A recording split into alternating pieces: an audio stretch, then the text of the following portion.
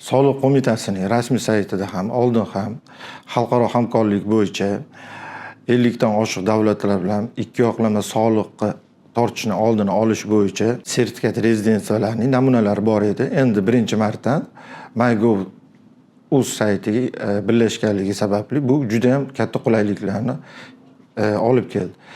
Bu nimani beradi? Sertifikat rezidensiya bo'yicha juda ko'p savollar tushadi. Misol uchun Saudiya Arabistoniki qanaqa yoki Buyuk Britaniyaniki qanaqa. Ana endi buni bilish juda oson bo'ldi. O'sha MyGov.uz soliq saytiga kirgandan keyin qaysi davlat bilan tadbirkor shartnoma tuzgan bo'lsa va soliqni O'zbekistonda ushlab qolish kerakligi yoki u yerda to'layotganligini aniqlash uchun sertifikat rezidensiya olish kerak bo'ladi.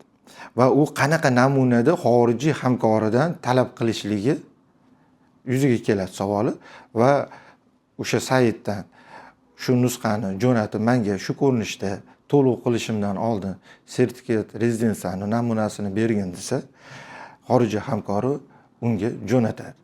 Bu tadbirkorlarga yaxshi qulayliklarni yaratib beradi.